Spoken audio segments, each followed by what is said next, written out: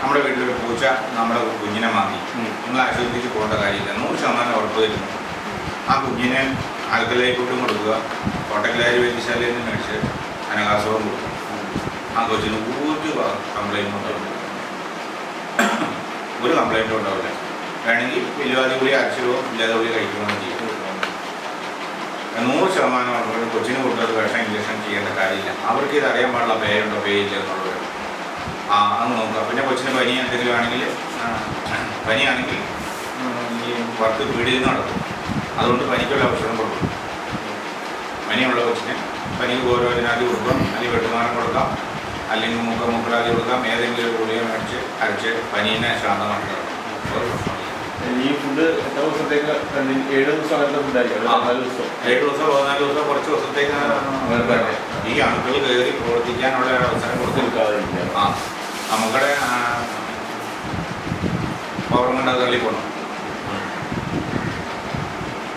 അത് ക്ലിയറാവും, ഒരു പ്രശ്നമില്ല. ഈ ആൽക്കലൈ ഫുഡ് ഉദ്ദേശിച്ച കഞ്ഞി അങ്ങനത്തെ ആൽക്കലൈ ഫുഡെന്ന് വെച്ച് കഴിഞ്ഞാൽ ക്യാപ്സിക്ക, കോവയ്ക്ക, പടവലങ്ങ, പീച്ചിങ്ങ, ചേരയ്ക്ക, അച്ചിങ്ങപ്പയർ, ക്യാരറ്റ്, അങ്ങനെ ഒത്തിരി സാധനങ്ങളുണ്ട്. ബീറ്റ്റൂട്ട് കൊള്ളില്ല, പിന്നെ പാവയ്ക്ക കൊള്ളില്ല, മുരിങ്ങക്കോല് കൊള്ളില്ല. അതൊക്കെ ആൽക്കലൈഡ്, അതൊക്കെ ആസിഡ് വേണം. അപ്പോൾ ആ പച്ചക്കറികളും ചോറും പാലും ഒക്കെ കൊടുക്കാം, ഒരു പ്രശ്നമില്ല. ഇഞ്ചക്ഷൻ ചെയ്യിപ്പിക്കേണ്ട യാതൊരു കഥയില്ല, ഒരു വിഷയമില്ല. ഞാൻ ഒത്തിരി വേയുള്ള പട്ടികതാണെങ്കിൽ അതിന് 7 ദിവസത്തേക്ക് വേറെ മരുന്ന് കൊടുക്കും. അത് വിഷചികിത്സയുടെ താല്പര്യം ഉണ്ടെങ്കിൽ നമുക്ക് അത് പിന്നെ എപ്പോഴെങ്കിലും പറയാം. അത് വളരെ സീരിയസ് ആയിട്ട് ചെയ്യേണ്ടതാണ്. ഇളകിയാലും ഭേദാക്കാം, ഇളകിയാലും ഭേദാക്കാം. അതിന് നെറുകയിലിടാനുള്ള കുഴമ്പ്, ബ്രെയിനകത്ത് തലച്ചോറിനകത്ത് വായിച്ചേക്കണ അണുക്കൾ കളയാനുള്ള മാർഗങ്ങളുണ്ട്. ചെയ്യണ്ട, അല്ലാതെ തന്നെ നെറുകയിൽ മരുന്നിട്ടാൽ മതി.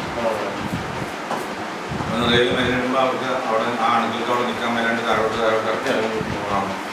താഴോട്ട് ഇറങ്ങി കഴിഞ്ഞ് കഴിഞ്ഞിട്ട് സൂക്ഷിക്കുന്നതിൽ കൊണ്ടുവന്നിട്ട് അവിടെ നിന്ന് ബോഡിയിലേക്ക് ആക്കിയിട്ട് ബോഡിയിൽ നിന്ന് വീണ്ടും അതിന് വയറിളക്കം, അതിന് കുറച്ച് സീരിയസ് ആയിട്ട് ചികിത്സിക്കുന്നുണ്ടോ. അതിന് നമ്മൾ തിരുവനന്തപുരത്തിന് പോണ വഴിക്ക് അടൂർ എന്ന് പറഞ്ഞ സ്ഥലത്തിന്, അടൂർ ബസ് സ്റ്റാൻഡിൻ്റെ അവിടെ നിന്ന് ആനേടി എന്ന് പറഞ്ഞൊരു ബസ്സുണ്ട്. ആ ആനേടി ചെന്നിറങ്ങിയാൽ അവിടെ എക്സ് മിലിറ്ററിക്കാരനാണ് ചികിത്സിച്ചുകൊണ്ടിരുന്നത്. അയാൾ എൻ്റെ അമ്മാവൻ്റെ പിറവത്ത് എൻ്റെ അമ്മാവൻ താമസിക്കുന്നു. അമ്മാവൻ്റെ വീട്ടിലൊരു പശുവിനെ വളർത്തിട്ട് ആ പശുവിനത്തിൽ ഇപ്പോൾ പാലുണ്ടായിരുന്ന ഈ പശു കടയിൽ നിന്ന് ചത്തുപോയി.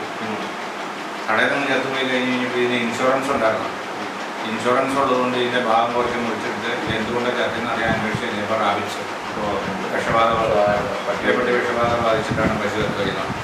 അപ്പോൾ ഇതിൻ്റെ പാല് കുടിച്ചവർ ഈ പശു വലിയ പശുവായിരുന്നു. അപ്പോൾ അവിടെ ഒന്നും കുഴിച്ചിടാൻ സ്ഥലമില്ലാത്ത കാരണം ഈ പശുവിനെ അറുത്തു. 3-4 പീസായിട്ട് അറുത്തിട്ട് പടതയ്ക്ക് അറുത്തിട്ട് കൊണ്ടുപോയി ആണ് കുഴിച്ചിട്ടത്. അതിനുവേണ്ടി ഒരു 5-8-10 പേര് സഹകരിച്ചു. പിന്നെ വീട്ടിലെ ആൾക്കാർ, പിന്നെ പാല് കുടിച്ച ആൾക്കാർ. അങ്ങനെ ഒരു ദിവസം എന്നെ വിളിച്ചു, എന്നെ ഫോൺ ചെയ്തിട്ട് വിളിച്ചു, വിശ്വ ഇങ്ങനെ ഒരു പ്രശ്നത്തില്ല, നീ ഇവിടെ വരുന്നു എന്നില്ലെന്നു എന്നെ കേസുന്നു. ഇങ്ങനെ ഞാൻ അവിടെ ചെന്നപ്പോൾ മിറ്റ് നിറച്ച ആൾക്കാർ, 35 ആൾക്കാർ ഇതിൽപ്പെട്ടവർ. ഇതിലിടാൻ വെറുതെ കൂടിയവരെ ഇവരൊക്കെ. എന്നിട്ട് ഈ അമ്മാവനോട് ഷാപ്പൊക്കെ നടത്തുന്ന പൈസക്കാരനാണ്. അപ്പോൾ ഈ അമ്മാവൻ്റെ വേറൊരു വേണം ഇവിടെ ട്രീറ്റ്മെൻറ്റ് ചെയ്യാൻ. ഇവരാരും വന്ന ദാമോദരേട്ടനാണ്, ദാമോദരേട്ടൻ തന്നെ ചികിത്സയാണ് എന്നായി. അപ്പോൾ 35 പേർക്ക് ഹോസ്പിറ്റലിൽ അന്വേഷിച്ച് കഴിഞ്ഞപ്പോൾ അവരുടെ കയ്യിൽ മെഡിസിൻ ഇല്ല. ഗവൺമെൻറ് ആശുപത്രിയിൽ കഴിഞ്ഞപ്പോൾ മെഡിസിൻ ഇല്ല. മെഡിസിൻ മേടിച്ച് കൊടുത്താൽ അവർ ഇഞ്ചക്ഷൻ ചെയ്ത് തരണം. അപ്പോൾ അത് കഴിഞ്ഞിട്ട് അന്ന് ഈ കുതിരയിൽ നിന്ന് വിഷം എടുക്കുന്നത്, അല്ല മുയലിൽ നിന്ന് അതിൻ്റെ വാക്സിൻ്റെ അണുക്കൾ എടുത്തിട്ട് അതിനെ വീര്യം കുറച്ചിട്ട് ഇഞ്ചക്ഷൻ ചെയ്യുന്ന ഒരു സിസ്റ്റമാണ്. ആ സിസ്റ്ററിന് ബ്രെയിൻ ട്യൂമർ വരാനുള്ള സാധ്യതയുണ്ടെന്ന് പറഞ്ഞാൽ അത് സ്റ്റോപ്പ് ചെയ്തു. കുതിരയിൽ എടുക്കുന്നതാണ് പവർ കൂടിയത്. അതിന് ഒരു ഇഞ്ചക്ഷൻ 400 രൂപയാണ് അന്ന് വില കൂടുതൽ. അപ്പോൾ 3 ഇഞ്ചക്ഷൻ എടുക്കുമ്പോൾ 12,200 രൂപ വേണം. അപ്പോൾ അതുകൊണ്ട് എന്നോട് ചോദിച്ചു, എടാ എന്തെങ്കിലും പ്രയോഗമോ ഉള്ളൂ, എന്തെങ്കിലും മരുന്ന് ചെയ്യാൻ പറ്റുമോ? ചെയ്യാമല്ലോ. അപ്പം ഞാൻ ഈ മരുന്നൊന്നും കലക്കി കൊടുത്താൽ ആൾക്കാർ സമ്മതിക്കില്ല, ഒന്നുമില്ല. ഞാൻ പറഞ്ഞു ഇന്ന സ്ഥലത്ത് പോകാമെന്നുണ്ട്. വണ്ടി വിളിച്ച് അവിടെ കൊണ്ട് ചെന്നു. അവിടെ കൊണ്ട് ചെന്നൊരു ടെസ്റ്റാണ്. ടെസ്റ്റ് എന്താണെന്ന് വെച്ച് കഴിഞ്ഞാൽ ഒരു ഗ്ലാസ് പാലും വെള്ളം കുടിക്കണം. എന്നിട്ട് പോയി മരുന്ന് കിടക്കണം. പൊക്കിളിലും വായുടെ അടിയിലും അയാളൊരു ചില്ല് കഷ്ണം വെച്ചൊരു ടെസ്റ്റാണ്. വേറെ കാലം ഞാൻ ആ ടെസ്റ്റ് നടത്തി. ഞാനവിടെ നിന്ന് ഞാനിതിനൊക്കെ കൂടിയതാണെന്നൊക്കെ പറഞ്ഞപ്പോൾ എന്നെ ആദ്യം ടെസ്റ്റ് എടുത്തു. ഞാനിങ്ങനെ ഒരു ടെസ്റ്റിലൊക്കെ മരുന്ന് കിടന്നു. എൻ്റെ പൊക്കിളിൽ ഒരു ചില്ല് വെച്ചു. ചൂടുണ്ടോ തണുപ്പാണോ എന്ന് വെച്ചു.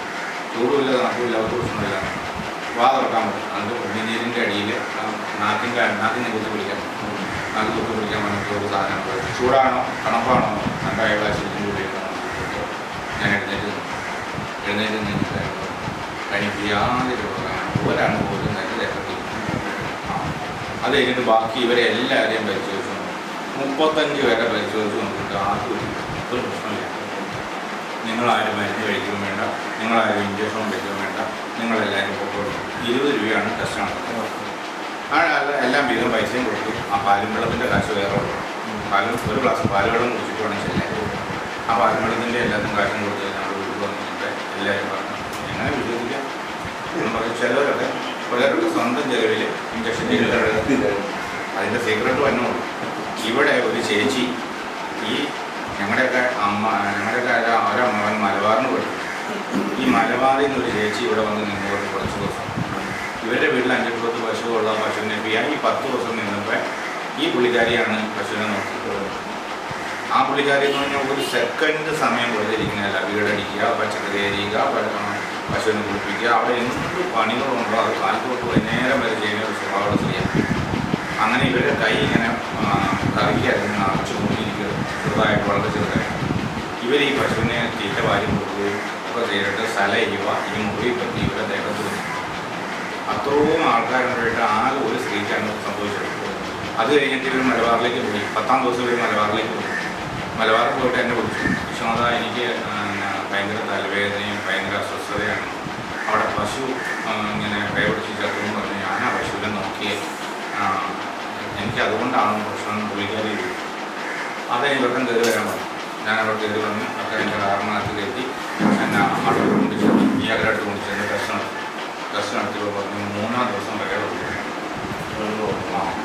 മൂന്നാം ദിവസം എങ്ങനെ സാറ് ചെയ്യേണ്ടത് നമുക്ക് മനുഷ്യൻ കൊടുക്കാൻ എന്നിട്ട് ഒരു തൈരിനകത്ത് ഉമ്മത്തിൻ്റെ ചാറ് പിഴിഞ്ഞ് ഒരു മരുന്നുണ്ടാക്കി ഞാൻ അവിടെ എല്ലാം കാണിച്ചു തന്നു. ഞാൻ അവിടെ നിന്ന് ഇവരെ 11 ദിവസം ഇരുട്ട് പൊട്ടിച്ചേർത്ത് കിടത്തി ഈ മരുന്നും കൊടുത്ത് ക്ലിയറായിട്ട് പോകുന്നു. അതെ. അപ്പോൾ നമ്മുടെ നാട്ടിൽ കണ്ടുപിടിക്കാനുള്ള മാർഗമുണ്ട്, അതിനുള്ള ചികിത്സാ മാർഗമുണ്ട്. ജർമ്മനിയിൽ ഇല്ലാന്ന് ഇപ്പോൾ ലോകത്തിനകത്ത് മോഡേൺ സയൻസ് ഇത്രമാത്രം ഡെവലപ്പ് ചെയ്ത സയൻസിനകത്ത് പോലും ആ അണുവിനെ കണ്ടുപിടിക്കാനുള്ളൊരു തിയറി തന്നെ ഇല്ലെന്നും അതാണ് ഭാരതീയൻ്റെ അത് അംഗീകരിക്കാനും അത് ഉറപ്പുവരുത്താനും അത് പഠിക്കാനും അതിൻ്റെ വലിയ ഗവേഷണം നടത്താനും അത് പ്രയോജനപ്പെടുത്താനും തയ്യാറില്ല. ജർമ്മൻകാർ പഠിക്കില്ല. ജർമ്മൻകാർ ഇവിടെ വന്ന് എൻ്റെ വീടിൻ്റെ തൊട്ടടുത്താണ് ഡി ശ്രീമാൻ നമ്പൂതിരി എന്ന് പറയും. ആയുർവേദത്തിൽ 3-4 പുസ്തകങ്ങളൊക്കെ എഴുതിയതാണ്. അയാൾ സംസ്കൃത പണ്ഡിതനാണ്. ജർമ്മനിയിൽ നിന്ന് അവർ വന്നിട്ട് ഈ സംസ്കൃതത്തിനകത്ത് പദങ്ങളുടെ അർത്ഥവും കാര്യങ്ങളൊക്കെ ചോദിച്ചിട്ട് വന്നിട്ട് എപ്പോഴും അവിടെ നടത്തരുത്. ഇയാളൊന്ന് എൻ്റെ വീട്ടിൽ തൊട്ടടുത്താണ്. ഞാൻ വൈദ്യം പഠിച്ചത് അയാളുടെ അടുത്താണ് അറിയോ. അയാൾ ജർമ്മൻകാർ ഇവിടെ മുഴുവൻ സംശയങ്ങൾ തീർത്തു പോകുന്ന ഇയാളാണ്. അപ്പോൾ നമ്മുടെ ഇവിടെ നിന്ന് കൊണ്ടുപോയിട്ടുള്ള ഗ്രന്ഥങ്ങൾ പഠിച്ച് സംസ്കൃതത്തിൽ ഉപരിപഠനം നടത്തണമെങ്കിൽ ജർമ്മനി പോകണം. നമ്മളെക്കാരും നമുക്ക് നന്നായിട്ട് അവർ എന്നിട്ട് ഇവരാണ് അതിനകത്ത് ഗവേഷണം നടത്തുന്നത്. നമുക്ക് ഇതൊന്നും കഴിക്കാനും നേരമില്ല, നമുക്കിതൊന്നും പഠിക്കാനും നേരമില്ല, ഇതിനോട്ട് പറഞ്ഞിട്ടില്ല. നമ്മുടെ തൃശ്ശൂരൊക്കെ എന്തോ ഒരു വലിയ നല്ല ഗ്രന്ഥങ്ങളായിരിക്കും. തൈക്കാട്ട് മൂസിൻ്റെ അടുത്തും വലിയൊരു മൂസിൻ്റെ അടുത്തൊക്കെ മനുഷ്യൻ കാണാതെ അസാമാന്യ ഗ്രന്ഥമാണ്. കാണാൻ പോലും പഠിപ്പിക്കില്ല. അവിടെ പോയി ജനിക്കണം. അവരുടെ യോനിയിൽ ജനിച്ചാലേ അവരത് അല്ലാണ്ട് പുറത്തെ യോനിയിൽ ജനിക്കുന്നതിനൊന്നും പഠിപ്പിക്കില്ല. അങ്ങനെ അതിഭയങ്കര ശാസ്ത്രം ലോകത്തിൽ ഇതുവരെ നിർമ്മിക്കപ്പെടാത്ത അതിസൂക്ഷ്മമായ ശാസ്ത്രം വെച്ചുകൊണ്ടാണ് തൃശ്ശൂരിക്കാൻ. അതൊന്നും അതിന് ഗുണമില്ല, അത് പഠിക്കുകയില്ല, വേറെ ആരും പഠിപ്പിക്കുകയില്ല, അവരോട് പ്രയോഗിക്കുകയില്ല. അങ്ങനത്തെ അവസ്ഥയാണ് ഭാരതത്തിൽ.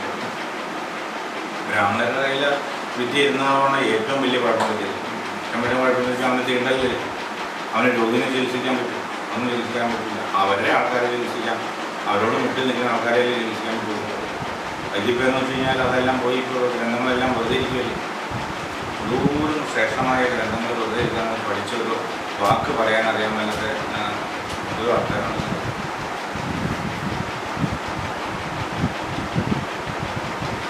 അപ്പോൾ നമ്മളെങ്ങോട്ടാണ് പോകണമെന്ന് വെച്ച് കഴിഞ്ഞാൽ നമ്മളൊരു കുറിപ്പടി എഴുതാൻ പഠിക്കാനാണ് പോകണേ. ഒരു കുറിപ്പടി എഴുതാൻ നമുക്ക് പഠിക്കണം. ഒരു രോഗി വന്നു കഴിഞ്ഞാൽ ആ രോഗിക്ക് ഒരു കുറിപ്പടി എഴുതി കൊടുക്കണം. ക്യാൻസർ രോഗി ആയിക്കോട്ടെ, അയാൾ എയ്ഡ്സ് ആയിക്കോട്ടെ, അയാൾക്ക് ഹെപ്പറ്റൈറ്റിസ് ബി ആയിക്കോട്ടെ, എന്തോ ആയിക്കോട്ടെ നമുക്കതിന് മറക്കും. നിസ്സാര ഹെപ്പറ്റൈറ്റിസ് ബിക്ക് ഞാനൊരു 15 വരെയെങ്കിലും ഹെപ്പറ്റൈറ്റിസ് ബി കാരണം വിദേശത്തേക്ക് പോകാൻ പാടില്ലാതെ നിങ്ങളുടെ ആളെ ചികിത്സിച്ച് പരിശോധിച്ച് നോക്കി ഹെപ്പറ്റൈറ്റിസ് ബി നോർമലാക്കി വിദേശത്ത് കയറ്റി വിട്ടിട്ടുണ്ട്. നിസ്സാര പരിപാടി ആരെങ്കിലും ഒന്ന് പറഞ്ഞു തരണ്ടേ, അല്ലെങ്കിൽ പഠിപ്പിക്കില്ല. ഒരുത്തന്നെ അറിയാവുന്ന കാര്യം അവൻ്റെ പ്രസുദ്ധനകത്ത് വെച്ചുകൊണ്ടിരിക്കുന്നത്. അതുകൊണ്ട് ലോകത്തിലേക്ക് ഏറ്റവും കൂടിയ വിഷവൈദ്യം ഉണ്ടാകുന്നത് ഇന്ത്യയിലാണ്. ഉദ്ദേശം, ഉൽഫലകം, ദക്ഷിണാമൃതം, കരമേഖല, കാലവഞ്ചനം, ബോധാർണവം, വേഷനാരായണീയം, ഗരുഡനാരായണീയം, പിന്നെ കോടാംഗി ശാസ്ത്രം, ഇത്രയും ഗ്രന്ഥങ്ങളുണ്ട് വെളിയിൽ. പിന്നെ അഷ്ടവൈദ്യന്മാരുടെ കയ്യിൽ അതിലും രഹസ്യമായ ഗ്രന്ഥങ്ങൾ വേറെ. അവിടെ പോയിട്ട് വിഷവൈദ്യങ്ങൾ വേറെ ഇരിപ്പുണ്ട്. ഇതൊക്കെ ചുമ്മാ അവിടെ ഇരുന്ന് കൂട്ടുപോകല്ലാണ്ട് ഇപ്പോൾ ഏതെങ്കിലും ഒരുത്തനുണ്ടോ, ഏതെങ്കിലും കൊണ്ടൊരു വിഷവൈദ്യം ഇരിക്കുക, ഒരു പാമ്പ് പിടിക്കുക വന്നാൽ അറിയാവുന്നുണ്ടോ? അറിയാനില്ല. നിസ്സാര മരുന്നുകൾ മതി. നിസ്സാര മരുന്നുകൾ കൊണ്ട് തന്നെ ഒരിക്കലും ചാവില്ല. കാരെന്നാലും മുലപ്പാലിൽ അരച്ച് നെറുകയിലിട്ടാൽ പിന്നെ അവൻ മരിക്കും. എന്തോരം വലിയ വിഷം തീണ്ടതാണെങ്കിൽ നമ്മുടെ അടുത്ത് കൊണ്ടുവരുവാണ്. ഇവൻ ചത്തുപോയാലേ പ്രശ്നമുള്ളൂ. ഒരു കാര്യം ചെയ്യണം, തലയിലേക്ക് മുലപ്പാലില്ലാത്ത കാരെന്നാല് വെച്ച് വേണം, പിന്നെ അവൻ ചാവില്ല. കാരെന്നാന്ന് വെച്ചാൽ പടിക്കാരൻ, പൊൻകാരൻ, ചവർക്കാരൻ, ചോർച്ചിലക്കാരൻ. പടിക്കാരൻ, പൊൻകാരൻ, ചോർച്ചിലക്കാരൻ, ചവർക്കാരൻ, എന്നാണ് ചവർക്കാരൻ. ഹോമിയോ സിദ്ധക്കാരെന്ന് പറഞ്ഞു കൊടുത്തേ കാരൻ നല്ലൊരു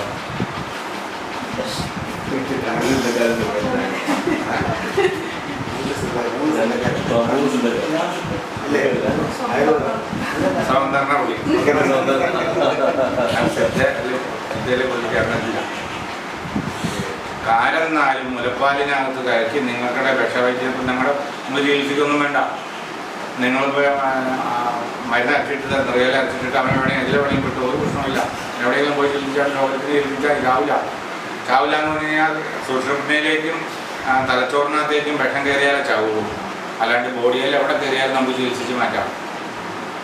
സുഷുമ്നയിൽ കയറി കഴിയുമ്പോഴാണ് ബ്ലോക്കായി തത്തുപോണേ. കണ്ണിലും വരില്ല, ചെവിയിലും വരില്ല, സുഷുമ്നയിലും വരില്ല വിഷം. കാരനാലും ഇട്ടാണ്. ചെറിയ വിഷങ്ങൾക്കൊന്നും ശുദ്ധി ചെയ്യാൻ പാടില്ല. ചെറിയ വിഷങ്ങൾക്കൊന്നും ഇടാനും പാടില്ല. ചെറിയ വിഷത്തിന് അതിൻ്റെ ആവശ്യമില്ല. ചെറിയ വിഷത്തിന് ആവശ്യമില്ല എന്ന് വെച്ച് കഴിഞ്ഞാൽ ഒരു കുഞ്ഞി വിഷം കടിച്ചു, അത് അവൻ്റെ ശരീരത്തിൽ നിന്ന് അവൻ്റെ മുട്ട് വരെ ബാധിക്കാനേ ഉള്ളൂ. അല്ലാണ്ട് അങ്ങോട്ട് കയറി വന്ന് അവനെ പിടിക്കാനില്ല. എന്നാൽ തിരിക്കട്ടെ എന്ന് വലിയ ചർച്ചേണ്ട കാര്യമില്ല. അപ്പോൾ നമ്മൾ ഒരു മൂട്ടേനെ കൊല്ലണം എന്നെ കണ്ട അതുകൊണ്ട് അല്ലാണ്ട് തോപ്പിട്ട് പിടിയിട്ടാണ് ഒരു മൂട്ടേനെ. അവൻ അതാത് അവനെ നശിപ്പിക്കാൻ അതാത് മാർഗങ്ങളുണ്ട്. അപ്പോൾ കുറച്ച് വിഷമുള്ളൂ. സാധാ മരുന്നുകളാക്കിയിടുക, ഗുളികളൊക്കെ കഴിച്ചാൽ ഈക്വലായിട്ട് എടുക്കുക. ഒരു പയറളവ് എല്ലാം കൊടുത്ത പയർ പുതുന്ന അളവിൽ എല്ലാം തുല്യമായിട്ട് എടുക്കുക. എന്നിട്ട് മുലപ്പാലിൽ നല്ലതായിട്ട് മിക്സ് ചെയ്യുക. എന്നിട്ട് മുടി മാറ്റി മാറ്റിയിട്ട് നെറുകയിലിട്ട് ഇട്ട് കൊടുക്കുക. അതൊരു കൈയളവിൽ ഇടണം. ഇത്രയുടെ മർമ്മം ഇവിടെ ഒരു നെറുകയിൽ മർമ്മമുണ്ടോ? പകർപ്പ് മർമ്മം എന്ന് പറയുന്നത് കുഞ്ഞായിരിക്കുമ്പോൾ ഇങ്ങനെ ശ്വസിക്കുമ്പോൾ വരുന്ന സ്ഥലമുണ്ട്. അതാണ് പകർപ്പ് മർമ്മം എന്ന് പറയുന്നത്. അതിൻ്റെ ആരെന്ന് പറഞ്ഞാൽ ഒരു കൈയളവാണ്. അത്രയുടെ ഇടാം. അത് കുറച്ചും കിട്ടാൻ മതി. കുറച്ചിട്ട് കഴിഞ്ഞാൽ പിന്നെ അവൻ ചാവുക. പിന്നെ അവന് സാവകാശം നിശ്ചയിക്കാം. അത് പ്രശ്നമില്ല. എന്നാന്ന് വെച്ച് കഴിഞ്ഞാൽ എൻ്റെ വീടിൻ്റെ അടുത്ത് ഷാജി എന്ന് പറഞ്ഞ ആൾ പാമ്പ് പിടിക്കുന്ന ആളാണ്. ആ ഒരു പോലീസുകാരൻ്റെ വീട്ടിൽ ഒരു ഭയങ്കര മോർഫിൻ പാമ്പ് വന്ന് ഇയാൾ പിടിച്ചു. അത് പിടിച്ച് കഴിഞ്ഞാൽ കൂടിനകത്താക്കി കൊണ്ടുപോകണ വഴിക്ക് പത്രക്കാർ ഒന്ന് കാണിച്ച് ഫോട്ടോ എടുത്തിട്ട് അന്നേരം ഈ കുട്ടീനെ എടുത്താറ് കടിച്ചെന്ന് പറഞ്ഞാൽ ഇവിടെ അങ്ങോട്ട് പിടിച്ച് അങ്ങോട്ട് പിടിച്ചിട്ട് അവൻ പിടിക്കാനായിട്ട് കുറേ സമയം എടുത്തപ്പോഴത്തേക്ക് ഇവിടെ ഭയങ്കര പ്രാധാന്യമുള്ള ജനമല്ലേ ഹാർട്ടിലേക്ക് നേരിട്ടുണ്ടായിരുന്നില്ല. ഭയങ്കരമായിട്ട് പുള്ളി പിന്നെ ഇവിടെ കെട്ടി ആ പാമ്പിന് കൂടിനകത്തിട്ടിട്ട് ഇവിടെ കെട്ടി എൻ്റെ അടുത്ത് വന്നു. എൻ്റെ അടുത്ത് വന്നു കഴിഞ്ഞപ്പോൾ എൻ്റെ മരുന്നൊന്നും റെഡിയല്ല. ഞാൻ വിഷയം ആരും വരാറില്ല. അപ്പോൾ ദിവസം ഞാൻ കാരനാല് കുറിച്ചുണ്ടായിരുന്നു. തൊട്ടടുത്ത് മലപ്പാലും മേടിച്ച് കാരനാലും ഇട്ടിട്ട് പറഞ്ഞു ഇനി ഏതെങ്കിലും ആശുപത്രി പോകുക പ്രശ്നമൊന്നുമില്ല. ആശുപത്രി ചെന്നപ്പോൾ പുള്ളിക്ക് പോകാൻ രസമില്ല. അപ്പോൾ വെറുതെ എൻ്റെ വണ്ടി കയറ്റി അങ്കവാലി കൊണ്ടുപോകും. അങ്കവാലി കൊണ്ടുവന്ന് കഴിഞ്ഞപ്പോൾ ഞാനും കൂടെ ചെന്നു. സാധാരണ ഇങ്ങനെ പാമ്പ് കഴിച്ചതാണ്, കഴിഞ്ഞ ദിവസം കടിയാണ്. ഞാനിങ്ങനെ ആധികാരികമായിട്ട് സംസാരിക്കാനായിട്ട് ഞാൻ ആരായിരുന്നു, ഞാൻ ഈ ജോലിയുടെ കൂടെ വന്നതാണ്. അന്ന് തന്നെ അവിടെ നിന്നാൽ മതി, എന്നോട് പഠിപ്പിക്കുന്നു. അങ്ങനെ ഈ പുള്ളിക്കാരൻ ബ്ലഡ് എടുത്ത് വെക്കാം. ബ്ലഡ് എടുത്ത് വെച്ച് വെച്ച് കഴിഞ്ഞപ്പോൾ പറഞ്ഞു വിഷമില്ല, അത് വെച്ച് കൊടുക്കും. ഒത്തുറച്ച് വിഷം കഴിക്കും. ഒരു വർഷം കഴിഞ്ഞിട്ട് ഞാൻ പറഞ്ഞു സാറേ ട്രീറ്റ്മെൻറ്റ് നടക്കട്ടെ. ആള് വെച്ചില്ല കാരനാല് ഞാനായിട്ടേക്കണേ. അവൻ്റെ തലയിലും കയറില്ല, കണ്ണിലും കയറില്ല, ചെവിക്കകത്തും കയറില്ല, തൊട്ടിപ്പിണയിലും കയറില്ല എന്ന് എനിക്കറിയാവുള്ളൂ, വേറെ ആർക്കും അറിയാൻ പാടില്ല. സാറേ മരിക്കൊന്നുമില്ല, സാറ് മരുന്ന് കൊടുക്കുന്നു. എന്നെ കാണിച്ചു നടക്കുന്ന വെച്ചാൽ അയാൾക്ക് ഒരു പുച്ഛ നമ്മളോട്. അത് കഴിഞ്ഞിട്ട് ഞാൻ പിറ്റേ ദിവസം ഞാൻ അവിടെ നിന്ന് പോന്നു. പിറ്റേ ദിവസം ഞാൻ ഭക്ഷണമൊക്കെ ആക്കിയിരുന്നു, ഭക്ഷണമൊക്കെ കൊടുത്തു. ഇയാളിപ്പോൾ ചാവെന്ന് പറഞ്ഞിരിക്കുന്ന ആൾ നല്ല ഊർജ്ജമായിട്ട് നല്ല ഊർജ്ജമായിട്ട് ഞാനാ ഭക്ഷണം കൊടുക്കുന്ന ആൾ. എനിക്ക് ആ വിഷത്തിന് ഹിതമായിട്ടുള്ള ഭക്ഷണം കൊടുക്കാൻ അറിയാം. ഞാൻ ആ ഭക്ഷണം കൊണ്ടാ വന്നേക്കണേ. ഇനി എൻ്റെ ഭക്ഷണങ്ങൾ കൊടുക്കാൻ വന്നു. ഇയാൾ ഓരോ ദിവസം വരുമ്പോഴും അവശത അന്വേഷിച്ചാൽ വന്നേ. അവർ മെയ്ക്ക് കഴിക്കുമ്പോൾ എനിക്ക് കഴിക്കുന്നു. അതിന് ഒരു ദിവസം ഞാൻ പറഞ്ഞു ആറ് പ്രതീക്ഷിക്കണമെന്ന് നടക്കില്ല അറിയാം. അപ്പോൾ ഇപ്പം ഞാൻ ദുർമന്ത്രവാദിയായി. ഞാൻ ഇയാൾ മന്ത്രവാദിയാണെന്ന് ചോദിക്കും. പിന്നെ അയാൾ ചോദിക്കുന്നത് ഇയാൾ മന്ത്രവാദിയാണ്, മന്ത്രം ചെയ്യുവാണ്, ഇയാൾ മന്ത്രം ചെയ്യാൻ വന്നതാണ്. ഇതിനെക്കുറിച്ച് അയാൾക്കൊരു ബോധമില്ല. എൻ്റെ കയ്യിൽ ആ മരുന്നുള്ളൂ അയാളുടെ വിചാരം. അത് കഴിഞ്ഞിട്ട് അസുഖം ഭേദമായി സമ്പ്രദായം കഴിഞ്ഞിട്ട് ഞാൻ പറഞ്ഞു ഞാനിങ്ങനെ പരമ്പരാഗതമായിട്ട് ഭക്ഷണം കഴിച്ചിട്ട് ഞാൻ പറഞ്ഞു എന്തായാലും ശാന്തനായിട്ട് പറഞ്ഞു മുമ്പ് എന്നാ ചെയ്തതെന്ന്. ഞാൻ പറഞ്ഞു ഒരു മരുന്ന് മുതലിട്ട് എന്ത് മരുന്നാണ് അത് പറഞ്ഞു. സാറ് 2 ദിവസം വന്ന് എൻ്റെ പരീക്ഷാലയിൽ വന്നിരിക്കും. 2 ദിവസം വന്നാലും നമ്മളൊന്ന് പഠിക്കണം. അയാൾ എം ഡി ഒക്കെ എടുത്തതാ, പക്ഷേ എഴുത്തിൽ എം ഡി ഒക്കെ എടുത്തതാണ്. അയാൾ വന്നുമില്ല, ഞാൻ കൊടുത്തുമില്ല. ആ സ്ഥിതിയാണ്. നമ്മൾ രത്നങ്ങൾ വെച്ചിട്ട് കരിക്കട്ടയാണ് അതിൻ്റെ ഒരു ചാനലിൻ്റെ ഒരു ഇന്റർവ്യൂ ആണ്. ഈ ഇരുളന്മാരെന്ന് പറഞ്ഞ ആൾക്കാരുണ്ട്. നമ്മുടെ അവർ പറയുന്നത് ഈ ഹൈ ഇതായിട്ടുള്ള മൂക്കം കടിച്ചാൽ അവർ പറയുന്നത് 3 ദിവസത്തേക്ക് പ്രാണം വിട്ടുപോയില്ല. അവർ പറയുന്നത് മൂക്കം കടിച്ചാൽ അവരെടുത്ത് കൊണ്ടുവന്നു കഴിഞ്ഞാൽ അവർ രക്ഷപ്പെടുത്തുന്നത്. ആ പ്രാണൻ എവിടെയോ പോയി ഒളിച്ചിരിക്കുന്നു. നമുക്കതവിടെ ഉണ്ട്. ഈ ഗ്രന്ഥത്തിൽ പറയണം, കാലവഞ്ചന ഗ്രന്ഥത്തിൽ പറയണ്ട അങ്ങനെ. കാലവഞ്ചന ഗ്രന്ഥത്തിനകത്ത് വിഷം ചെന്നാൽ ഓരോ സ്ഥലത്തേക്ക് ഒളിക്കും. ആദ്യം തൊലിപ്പുറത്ത് വിഷം ചെന്ന് കഴിഞ്ഞാൽ രുദ്രത്തിലേക്ക് ഒളിക്കും, രുദ്രത്തിൽ വിഷം ചെന്നിട്ടുണ്ടെങ്കിൽ മാംസത്തിൽ ഒളിക്കും, മാംസത്തിലേക്ക് വിഷം ചെന്നാൽ അസ്ഥിയിൽ ഒളിക്കും, അസ്ഥിയിൽ നിന്ന് വിഷം ചെന്നിട്ടുണ്ടെങ്കിൽ മജ്ജയിൽ ഒളിക്കും, മജ്ജയിൽ വിഷം വന്നിട്ടുണ്ടെങ്കിൽ ശുക്ലത്തിൽ ഒളിക്കും, ശുക്ലത്തിൽ നിന്നും ബ്രഹ്മധാതുവായ ഉണ്ണയിലേക്ക് ഒളിക്കും, ഉണ്ണയിൽ നിന്ന് നൃഗയിൽ വരും, നൃഗ തുറന്ന് വിഷം ആൾ പോകും. ഈ പോയതിന് ചികിത്സയുണ്ട്. പിന്നെ കാലവഞ്ചനം, കാലനെ വഞ്ചിക്കുന്നവൻ. ഇവിടുന്ന് ആയുസ് പോയാലും ചികിത്സിക്കാനുള്ള ഭാരതീയൻ്റെതുണ്ട്. പോയ ആത്മാവിനെ ആവാഹിച്ച് പിടിച്ച് ഈ വിഷാംശം എടുത്തു കളയാനുള്ള മാർഗം ഭാരതത്തിനുണ്ട്. അതുകൊണ്ടല്ലേ പഴയ കാലത്ത് ഒരു 2000 കൊല്ലങ്ങൾക്ക് മുമ്പ് അറേബ്യൻ രാജ്യങ്ങളിലെ ഏറ്റവും ശക്തമായിട്ടുള്ള അണലിപ്പാമ്പ് കടിച്ച ചത്തവനെ ഇങ്ങോട്ട് കൊണ്ടുവരും. അറബിനെ ചത്തയിട്ട് കളയുമല്ല, ചത്തവനെ അങ്ങോട്ട് കൊണ്ടുവരും. ഇവിടെ കൊണ്ടുവന്നിട്ട് വിഷം ഇറക്കി ക്ലീൻ ചെയ്ത് ജീവനും പുറത്തു കൊടുക്കും. അത്രയ്ക്ക് ശ്രേഷ്ഠരായ ഭാരതീയരുണ്ടാവും. അതങ്ങോട്ട് പോയിട്ട് ഇപ്പം നീർക്കോലി കടിച്ചാൽ ചികിത്സിക്കാൻ അറിയാവുന്നവർ ആരുമില്ല. നീർക്കോലി കടിച്ചാൽ അപ്പം തന്നെ അകത്തി കൊണ്ടുപോകും.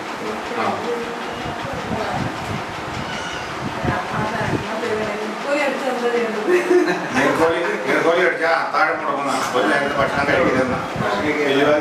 ബില്യാതി ഗുളികയിൽ കഴിക്കാം. ശങ്കാവേഷം മാത്രമേ ഉള്ളൂ. ശങ്കാവേഷം എന്ന് വെച്ച് കഴിഞ്ഞാൽ പാമ്പാണുള്ളത് കടിച്ചെന്ന് പറഞ്ഞ് ഇവൻ്റെ വായ്ക്കൾ കോപ്പിക്കാൻ തുടങ്ങും.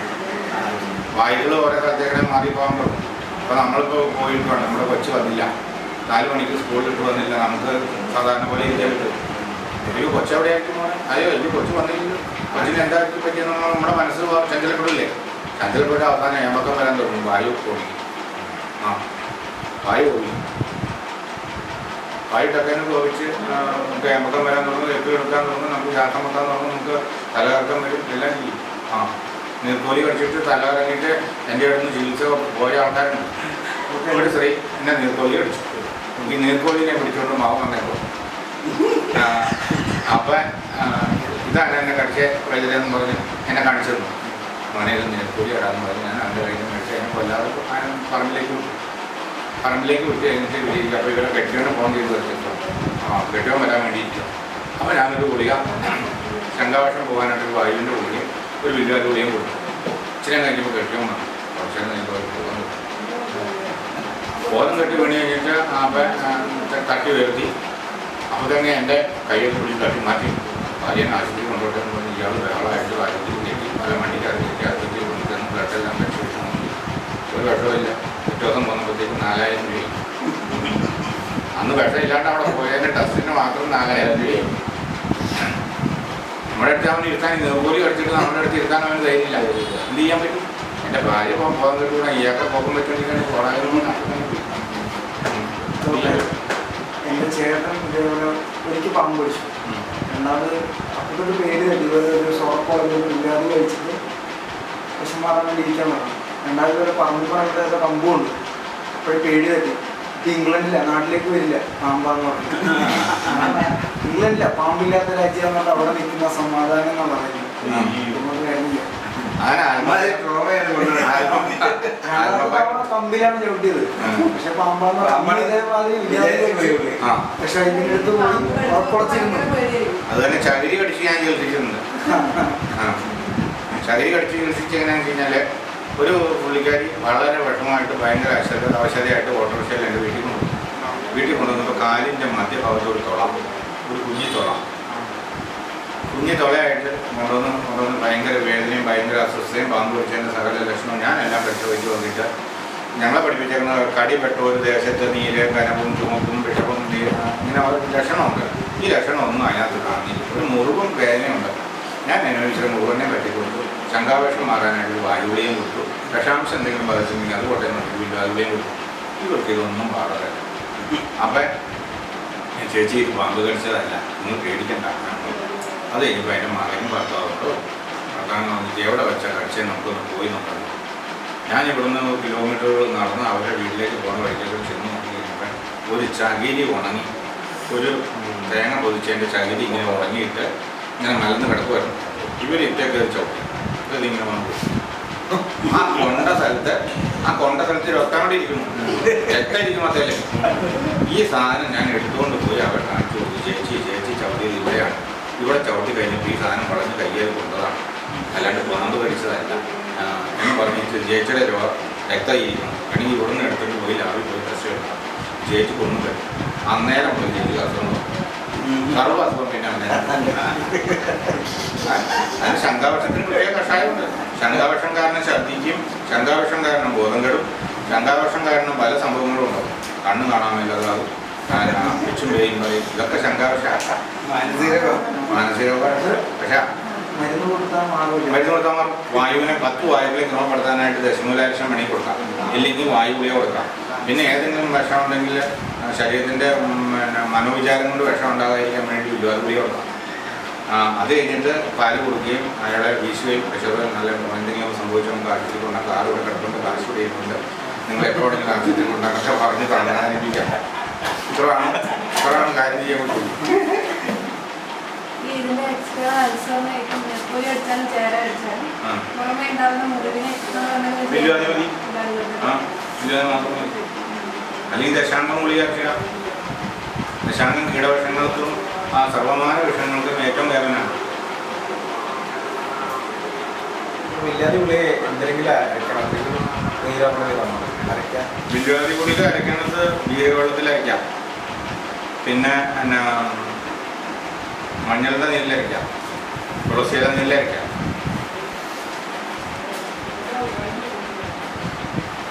നാല് കാര്യം അവൈലബിൾ അല്ലേ ഏതാ മാർക്കറ്റിൽ? വില്വാദി ഗുളിയും കിട്ടും, പിന്നെ ദശാംഗ ഗുളിയും കിട്ടും, എല്ലാം കിട്ടും. വായു ഗുളിക, പിന്നെ വില്വാദി ഗുളിക, വായു ഗുളിക, ദശാംഗ ഗുളിക, അങ്ങനെയുള്ള കുറച്ച് ഐറ്റംസ് ഗുളികയൊക്കെ കഷായിയുടെ വീട്ടിലിരിക്കണം. പിന്നെ ചുമ്മാ ഭരിക്കാം, പേടിച്ചിട്ട് ഭരിക്കാം. എന്ന് വെച്ച് കഴിഞ്ഞാൽ കാട്ടിലൊക്കെ വെച്ച് പാമ്പ് കണ്ടു കഴിഞ്ഞാൽ പാമ്പിനെ ചവിട്ടുകയൊക്കെ ചെയ്തിട്ടുണ്ടെങ്കിൽ നമ്മൾ ഓടുന്ന വഴിക്ക് തൊട്ടാവടിയുടെ മുള്ളോ അല്ലെങ്കിൽ വേറെ ഏതെങ്കിലുമൊക്കെ മുള്ളുകളൊക്കെ കാലുകൊള്ളും. ഇതൊക്കെ കണ്ടാലും കടിച്ചു എന്ന് അവർക്ക് ബോധ്യമാവും. എന്നെ പാമ്പ് കടിച്ചു, ഞാൻ ചവിട്ടിയതാ പാമ്പിനെ, ഞാൻ കാല് വലിച്ചപ്പോൾ എൻ്റെ കാല് വലിച്ചപ്പോൾ കൊണ്ട് ചിലപ്പോൾ മുള്ളായിരിക്കും, ചിലപ്പോൾ അല്ലെങ്കിൽ മരത്തിൻ്റെ ഏതെങ്കിലും ഒരു പ്രശ്നമായിരിക്കും, ഒന്ന് പോറിയതായിരിക്കും. ഇതൊക്കെ ലക്ഷണങ്ങൾ നോക്കണം. ലക്ഷണങ്ങൾ നോക്കണം എന്ന് വെച്ച് കഴിഞ്ഞാൽ ഓരോ ധാതുക്കളും ഉള്ള ലക്ഷണങ്ങളും നിയമങ്ങളുണ്ട്. ഓരോ തൊലി പുറത്ത് നിന്നാൽ എന്താണ് നമ്മുടെ ശരീരത്തിലെ ലക്ഷണം, മാംസത്തിലെ, രക്തത്തിലെ, മജ്ജയിലെ അങ്ങനെ പ്രവേശിക്കുമ്പോൾ ഓരോ ലക്ഷണങ്ങളുണ്ട്. ഛർദി ഉണ്ടാകുക, തലകറക്കം ഉണ്ടാകുക, കണ്ണടയ്ക്കാൻ വല്ലാണ്ട് വരിക, കണ്ണ് കഴുകണമെന്ന് തോന്നുക, കണ്ണിനെന്തോ കണ്ണിനുള്ളിൽ എന്തെങ്കിലും ഉണ്ടെന്ന് പറയുക, മുഖമൊക്കെ മരയ്ക്കുക, അങ്ങനെ ഒത്തിരി ലക്ഷണങ്ങളുണ്ട്. അതിനൊക്കെ പ്രത്യേകം കഷായങ്ങളും മരുന്നുകളും ഉണ്ട്.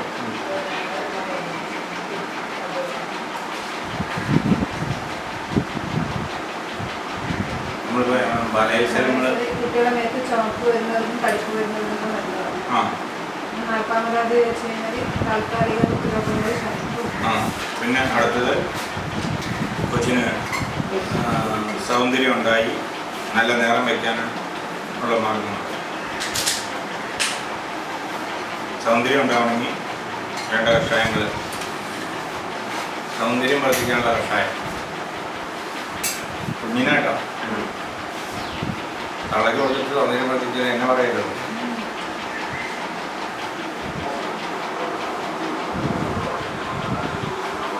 അടപൊതിയും കിഴങ്ങ്, നറുനേന്തി കിഴങ്ങ്, അമുക്കിരം, നെല്ലിക്ക, കാണിക്ക, കടുക്ക, കാട്ടുഴുന്ന്, കാട്ടുപയറ്, ഒരു കഷായം വെച്ച് പാല് ചേർത്ത് കൊടുക്കുക എന്ന് പറഞ്ഞോട്ടെ. അടപതിയം കിഴങ്ങ്, നറുനേന്തിക്കിഴങ്ങ്, അമുക്കുരം, നെല്ലിക്ക, കാണിക്ക, കടുക്ക, കാട്ടുഴുന്ന്, കാട്ടുപയർ കഷായം വെച്ച് കൊടുക്കുക. പാല് ചേർത്ത് സൗന്ദര്യം വർദ്ധിക്കും. പിന്നെ പൊൻ നിറം ഉണ്ടാകാൻ, നല്ല നിറം ഉണ്ടാകാൻ പൂവത്ത് തൈലാട്ടോ, നല്ല നിറം ഉണ്ടാകാനുള്ള തൈലം.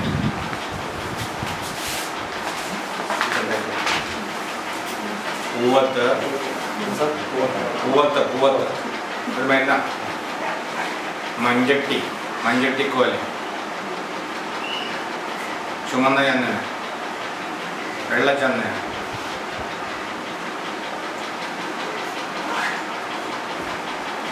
പാച്ചോറ്റിത്തോല,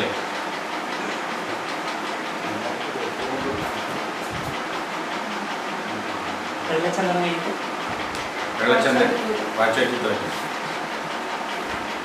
പിന്നെ കൂതി ഉണർത്തി, പിന്നെ എല്ലാ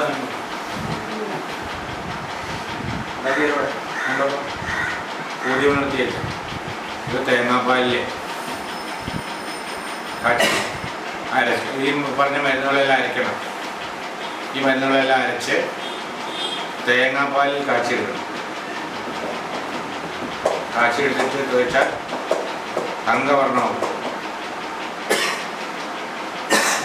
ഉള്ളിൽ രക്തം ഉണ്ടാകാനുള്ള മരുന്നൊക്കെ കഴിക്കണം കേട്ടോ. മുന്തിരിങ്ങപ്പഴം തിന്നുക, ഏത്തപ്പഴം തിന്നുക, നെയ്യ് കൂട്ടി ഭക്ഷണം കഴിക്കുക, പാല് കുടിക്കുക, അങ്ങനെയുള്ള വിറ്റാമിൻ, ഉള്ളിലൂടെയുള്ള വിറ്റാമിനുകൾ തന്നെ. ഉള്ളിമിൽ നമ്മുടെ ശരീരത്തെ ഉൽപ്പാദിപ്പിക്കുന്നതായ ഊർജം ഏറ്റവും ആദ്യം തലച്ചോറിനോടും, തലച്ചോറ് കഴിഞ്ഞിട്ട് ഹാർട്ടിനോടും, ഹാർട്ട് കഴിഞ്ഞ് ലിവറിനോടും, ലിവറിന് കഴിഞ്ഞ് ലങ്സിനോടും, ലങ്സിന് കൊടുത്ത് കഴിഞ്ഞിട്ട് വൃക്കകൾക്ക് കൊടുക്കും, വൃക്കകൾക്ക് കൊടുത്ത് കഴിഞ്ഞിട്ട് പ്രത്യുൽപാദന സിസ്റ്റത്തിലേക്ക് പോകും. അത് കഴിഞ്ഞിട്ട് അവസാനമാണ് തൊലിപ്പുറത്തേക്ക് വരുള്ളൂ. അപ്പോൾ ഒരു കുഞ്ഞിന് നിറം ഉണ്ടാവണം, ഒരു കുഞ്ഞിന് സൗന്ദര്യം ഉണ്ടാവണം, ഒരു ആൾക്കാർ നോക്കുകയാണെങ്കിൽ ഇവർക്ക് എല്ലാവർക്കും കൊടുത്തു കഴിഞ്ഞിട്ട് ബാലൻസ് എനർജി വേണം തൊലിപ്പുറത്തേക്ക് വരാൻ. തൊലിനെ ക്ലിയർ ചെയ്യാനും തൊലിയുടെ അടിയിൽ കൊഴുപ്പ് വരാനും അവിടുത്തെ ക്ലിയറൻസ് നടക്കണമെങ്കിൽ എനർജി ബാലൻസ് വേണം. എനർജി ബാലൻസ് ഇല്ലാത്തവൻ പുറത്തരച്ചിട്ടൊന്നും തൊഴിൽ നിറം വരില്ല. അയാൾ ഒരു കോപ്പ് പറഞ്ഞ് തന്നിട്ട് മനസ്സിലാവുണ്ടോ? അതിൻ്റെ അവസ്ഥ എങ്ങനെ മനസ്സിലാക്കണം. അപ്പോൾ ഉള്ളിൽ എന്നാ കഴിക്കണം? നന്നായിട്ട് എരുമയുടെ പാല്, പശുവിൻ്റെ പാല്, ഏത്തപ്പഴം പുഴുങ്ങിയത്, ബട്ടർ, കപ്പലണ്ടിപ്പരിപ്പ്, കടലപ്പരിപ്പ്, അതുപോലെ പല സാധനങ്ങൾ കഴിച്ചോണം. ഉള്ളിൽ എനർജി കൊടുത്തിട്ട് വേണം പുറത്തേക്ക് എനർജി കിട്ടാൻ. മുടി ഉണ്ടാകണമെങ്കിൽ, തൊലി ഉണ്ടാകണമെങ്കിൽ, തൊലിക്ക് നിറം ഉണ്ടാകണമെങ്കിൽ ഒക്കെ ബാലൻസ് എനർജി ഉണ്ട്. ബാലൻസ് എനർജി ഇല്ലാത്തവർക്ക് കിട്ടില്ല. സൗന്ദര്യം ഉണ്ടാകാനുള്ള ഒരു കഷായം പറഞ്ഞു, നിറം ഉണ്ടാകാനുള്ള എണ്ണ പറഞ്ഞു, തേങ്ങാപ്പാൽ കാച്ചിരിക്കണം. വെളിച്ചെണ്ണ കാച്ചിയെടുത്താൽ പോരാ. ഒരു തേങ്ങാപ്പാൽ ഇച്ചിരി അധികം ഒഴിക്കണം. ഒരു കുളി കഴിഞ്ഞിട്ട് തേക്കാം. കുളിക്ക് മുമ്പ് തേച്ചാൽ നഷ്ടമാണ്. പിന്നെ മുഖത്ത് സൗന്ദര്യം ഉണ്ടാകാൻ പ്രത്യേകമായിട്ട് മുഖം തുടിച്ച് ചുമന്ന് നല്ല സൗന്ദര്യത്തോടുകൂടി ഉണ്ടാകും. കുങ്കുമപ്പൂവ്, വെള്ളച്ചന്ദനം, ചുമന്ന ചന്ദനം,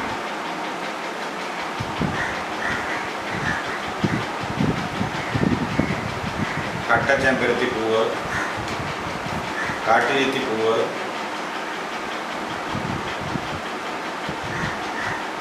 കാച്ചുവറ്റിത്തോല്,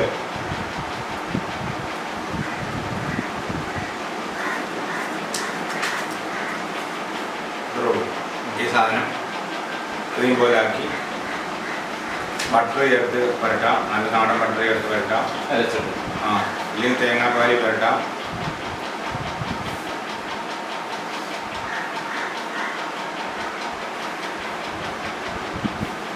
ബെസ്റ്റ് ക്രീമാണ്. ഭയങ്കര ഗുണമില്ല. പിന്നെ മുഖത്തെ കാര, കറുത്ത പാട്, കണ്ണിൻ്റെ അടിയിലുള്ള കറുപ്പ്, ലിവറിൻ്റെ പ്രോബ്ലം മൂലം ഉണ്ടാകുന്ന കറുപ്പ്, അതിനൊക്കെ വേണ്ടിയിട്ട് ഒരു പൗഡർ ചെയ്ത് മുഖത്തിടാനാണ്.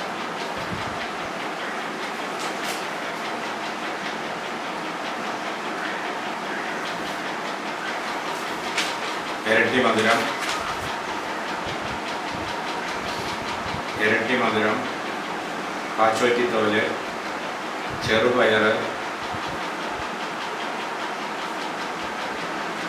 മൺചട്ടിപ്പൊടി,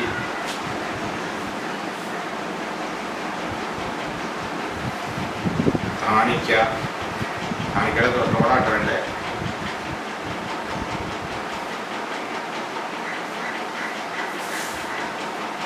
ഊതി ഉണർത്തി,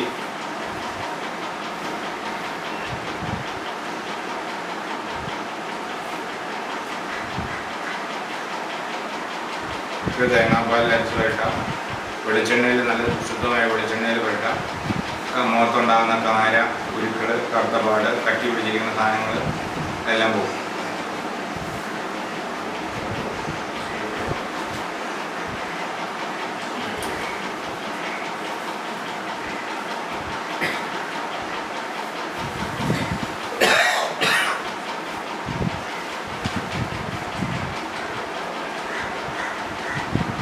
ഫംഗ്ഷൻ ലിവർ ഫംഗ്ഷൻ കൊണ്ട് ഇവിടെ കറക്കും.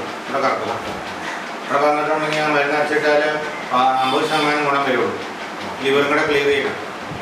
അതിൻ്റെ ഏജ് നോക്കിയിട്ട് വേണം. ലിവർ കൊച്ചങ്ങൾക്ക് സാധാരണ ഒന്നും ലിവർ ഫംഗ്ഷൻ വരാതില്ലല്ലോ. വലിയ ആൾക്കാർ മദ്യം കഴിക്കുക, അമിതമായിട്ട് ആഹാരം കഴിക്കുക, വയറ്റിൽ പോകാതെ വരിക, ഉറക്കം നിൽക്കുക, രാത്രി ജോലി ചെയ്യുക, നേഴ്സുമാർക്കൊക്കെ 15 ദിവസത്തേക്ക് നൈറ്റൊക്കെ വരുമല്ലോ. അങ്ങനെയുള്ളവർക്ക് അമിതമായിട്ട് കറുപ്പ് വരുമെങ്കിൽ ലിവർ ക്ലിയർ ചെയ്യണം. ലിവർ ക്ലിയർ ചെയ്യാനായിട്ട് ഒരു കഷായമുണ്ട്. ആ കഷായം കുറച്ച് ലിവർ ക്ലിയർ ചെയ്യും. അത് എഴുതണം. അത് സാറെ കൂടെ എഴുതണം. പണി എഴുതിക്കും. അത് വളരെ സീരിയസ് ആയിട്ട് നമ്മുടെ ഒരു കേസാണ്. അതിനകത്ത് കഴിഞ്ഞാൽ നമ്മുടെ ലിവറിന് പ്രോബ്ലം വന്നു കഴിയുമ്പോൾ ബാക്കി ലിവർ സെക്കൻഡ് സൈസ്, തേർഡ് സൈസൊക്കെ ആയിട്ടിരിക്കുന്നവന് മദ്യം കഴിച്ചവനൊക്കെ വേണ്ടിയിട്ടുള്ള ചെയ്തൊരു സാധനമാണ്. അത് കുറച്ചുകൂടെ വിശദമായിട്ട് പഠിക്കണ്ട. എന്നാലും എഴുതിക്കോ. കീഴാനെല്ലി വേര്, പൂവരശിൻ്റെ തോല്, മലമഞ്ഞത്തോല്, മൈലാഞ്ചി വേര്,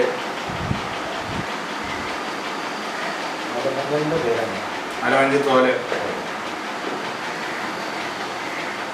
വേപ്പിൻ്റെ തോല്,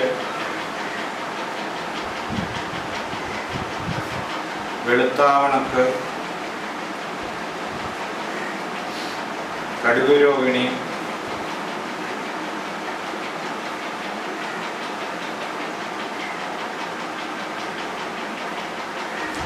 കിഴനിലേക്കില്ല, മൈലാഞ്ചി പേര്,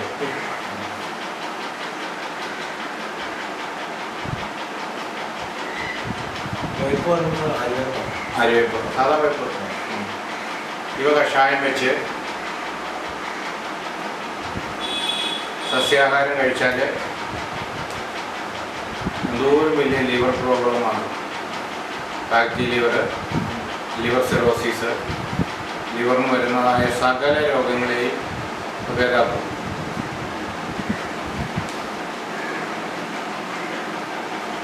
ക്ഷീണം ഉണ്ടെങ്കിൽ മുന്തിരിക്കാൻ പഴം കൂടെ ചേർക്കണം. വലിയ ആളാണ് അതും കഴിക്കും. മുന്തിരിങ്ങാപ്പഴം എന്ന് പറഞ്ഞാൽ ഉണക്ക മുന്തിരിങ്ങ മറ്റാടേക്ക് മേടിക്കണം, അല്ലാണ്ട് മറ്റേ പച്ച മുന്തിരിങ്ങ. ഡോക്ടറെ നിങ്ങൾക്കൊക്കെ അത് വളരെ പ്രോണം ചെയ്യും. ലിവറിൻ്റെ എല്ലാ പ്രോബ്ലവും ആണ്. അതുകൊണ്ട് അതിൻ്റെ കൂടെ നിങ്ങളുടെ അനുമാനങ്ങൾ കൊടുത്താൽ മതി. ലിവർ പ്രോബ്ലം വെച്ചാൽ സീരിയസ് ആയിട്ട് ചികിത്സിക്കുന്ന സാധാരണക്കാരൻ പക്ഷേ ഈ കഷായത്തെ പൊട്ടിച്ച് പോവില്ല, ഇവനെ തോപ്പിച്ചാൽ പോവില്ല. ഏത് അത് ആശുപത്രിയിൽ നിന്ന് ഒഴിവാക്കി വിട്ടാലും നമുക്ക് ഇവിടെ ഇതാക്കാം. മഞ്ഞപ്പിത്താണെങ്കിലും വെള്ളമായിരിക്കും. പൂവരസിന്റെ തോലാണ്. പൂവരസിൻ്റെ തോല അളവ് അതൊക്കെ ഈക്വല്. വലിയ ആൾക്കാണെങ്കിൽ 3 കഴിക്കും, സാധാരണക്കാരനൊക്കെ 2 കഴിക്കും. കൊച്ചുകൂടെയാണെങ്കിൽ അതിലും താഴെ 10 ഗ്രാം സാധാരണ. മരമഞ്ഞളും തോല തന്നെയാണ്. മരമഞ്ഞൾ തോല 10 ഗ്രാം വെച്ചില്ല. ഈ വെളുത്താവണ തോന്നുവാണ്. വെളുത്താവണക്കിന് എല്ലാത്തിനും പേര് തോല് പറയാത്തവർ നമുക്ക് പേര്.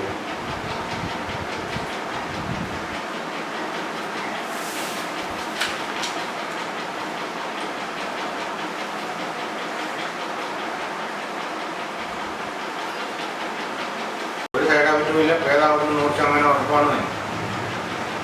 അതാവില്ല എന്നൊന്നും വിചാരിച്ചു 100% ഗ്യാരണ്ടി പറഞ്ഞിരിക്കും. പക്ഷെ അവൻ കള്ളു കുടിക്കരുത്, ഇറച്ചിനകത്ത് മീൻ തിന്നരുത്, പഴയ എണ്ണയ്ക്കകത്ത് പൊരിച്ചതൊന്നും കഴിക്കരുത്. പത്തിന് നോക്കണം, പത്തിന് നോക്കണം. പുരുഷനൊക്കെ ആണെങ്കിൽ ബ്രഹ്മേരി 10 നോക്കണം. മണിക്കൊന്നും പോകാൻ പാടില്ല, വെയിൽ കൊള്ളാനും ശാന്തമായിട്ട് ശാന്തമായിട്ടില്ല. 41 ദിവസം 1 ദിവസം കഴിക്കാൻ അത് കഴിഞ്ഞിട്ട് പോയി ലിവർ ടെസ്റ്റ് നടത്തും. ടെസ്റ്റ് നടത്തുമ്പോൾ ഫോർത്ത് സ്റ്റേജിൽ നിന്നവൻ സെക്കൻഡ് സ്റ്റേജിലേക്ക് വരും. സെക്കൻഡ് സ്റ്റേജിൽ നിൽക്കണ അത് പിന്നെ പെട്രോൾ മരുന്ന് കുടിക്കുമ്പോൾ ഫസ്റ്റ് സ്റ്റേജിലേക്ക് വരും. അത് കഴിഞ്ഞിട്ട് ഇവിടെ ലിവർ ആരുടെ മാറ്റി വെച്ചിട്ട് ആശുപത്രിയില്ല. ഫോർത്ത് സ്റ്റേജിൽ ഞാൻ ഇതാക്കിയിട്ടുണ്ട്. ഫോർത്ത് സ്റ്റേജിലേക്ക് ഒരാൾ ഒന്നും ചെയ്യാനില്ലാതെ ഡോക്ടർ വിട്ടാം. എന്നിട്ട് ഞാൻ പറ്റിയും കൊടുത്തു. ആൽക്കലൈഡായിട്ടുള്ള ഫുഡ് പച്ചയ്ക്കും വേവിച്ചും കൊടുത്തു. പാല് ലൈറ്റായിട്ട് കൊടുത്തു, വെള്ളവും മരുന്നും കൊടുത്ത് ആൾ ക്ലിയറായി. എക്സസൈസൊക്കെ ചെയ്ത് ബ്ലഡ് കൊണ്ടായി ക്ലിയറാക്കി കഴിഞ്ഞ് കഴിഞ്ഞപ്പോൾ ഒരു ദിവസം ഡോക്ടറെ അടുത്ത് പറഞ്ഞു കൊടുത്തു. എന്നാൽ ലിവർ മാറി വെച്ചില്ലേ? ലിവർ മാറി വെച്ചു പറയുന്നു. ഒരു പ്രശ്നമില്ല. ഫസ്റ്റ് സ്റ്റേജ് സാധാരണ പോലെ ലിവർ ക്ലിയറായി വരും. സമയമെടുക്കുന്നു. പട്ടേ നോക്കണം. അത്യാവശ്യമാണ്. കള്ളു കുടിക്കുന്നതിന് സാധിക്കില്ല. പിന്നെ ഇറച്ചി മീനും നിർബന്ധമുള്ളവരുണ്ട്. അല്ല, ആയുസ് ആദ്യം പറഞ്ഞ പോലെ ജീവഭയം ആത്മഭയം ഒക്കെ ഉണ്ടായി കഴിഞ്ഞാൽ ഏത് കൊച്ചു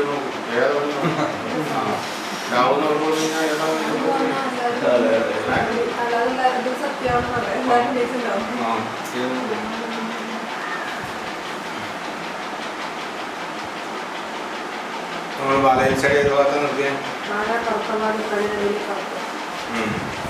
അതൊക്കെ വലിയവർക്കുള്ള കേട്ടോ.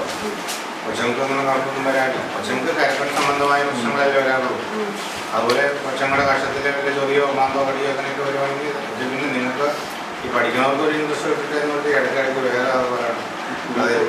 ഉരുപ്പടി എങ്ങനെ എഴുതാന്നുള്ളത് പറഞ്ഞില്ല. ഉരുപ്പടി എഴുതാനുള്ള ഈ പറഞ്ഞോണ്ട് വരും. ഉരുപ്പടി എഴുതാൻ പഠിക്കുന്നത് കഴിഞ്ഞാൽ ഒരു 30 ക്ലാസ്സിൽ ഇരിക്കുമ്പോൾ പഠിക്കും. 30 ക്ലാസ്സിലിരുന്നാൽ കുറിപ്പ് എഴുതാൻ പഠിക്കും. അതുകൊണ്ട് ഇപ്പോൾ നമുക്ക് അക്ഷരമൊക്കെ അറിയാം, എഴുതാം അങ്ങനെ എഴുതാനല്ല. കുറിപ്പ് എഴുതാൻ പഠിക്കാന്ന് വെച്ചാൽ അത് നമ്മുടെ ഒരു യോഗ്യതയാണ്, നിങ്ങളുടെ ഒരു ക്വാളിഫിക്കേഷനാണ്, നമ്മുടെ ഒരു ഡിഗ്രിയാണ്. MDക്ക് മുകളിൽ നിൽക്കും. ആയുർവേദത്തിൽ 5 കൊല്ലം പഠിച്ച് 3 കൊല്ലം MD എടുത്തിട്ട് അതിൻ്റെ മുകളിൽ നിൽക്കും. ആയുർവേദത്തിൽ MD BMS എടുക്കണമല്ലോ. BMS എടുക്കണമെങ്കിൽ 5 കൊല്ലം 6 കൊല്ലം പഠിക്കും. 6 കൊല്ലം പഠിച്ചിട്ട് പിന്നെ 3 കൊല്ലം പഠിക്കണം MDക്ക്. 5 3 8 കൊല്ലം. 8 കൊല്ലം പഠിക്കുന്ന കാര്യം നമുക്കൂടെ ഒരു 30 ക്ലാസ് കൊണ്ട് തരും. അപ്പോൾ നിങ്ങൾ ഉൾപ്പെടെ എഴുതാൻ പഠിക്കും. ഉൾപ്പെടെ എഴുതാൻ പഠിച്ചു കഴിഞ്ഞ് കഴിഞ്ഞാൽ പിന്നെ നിങ്ങൾക്ക് ഉപരിപഠനങ്ങൾ എന്ത് വേണമെങ്കിലും ചെയ്യാം.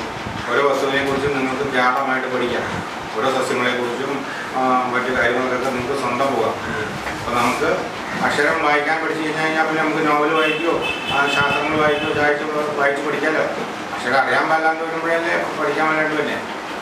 അപ്പോൾ ഏറ്റവും ചെറിയ ക്വാളിഫിക്കേഷൻ അക്ഷരം പഠിപ്പിക്കുക. ഭാഷയിൽ അക്ഷരം പഠിക്കുമ്പോൾ തന്നെ നിങ്ങൾ കുറിപ്പ് എഴുതാൻ പഠിപ്പിക്കും.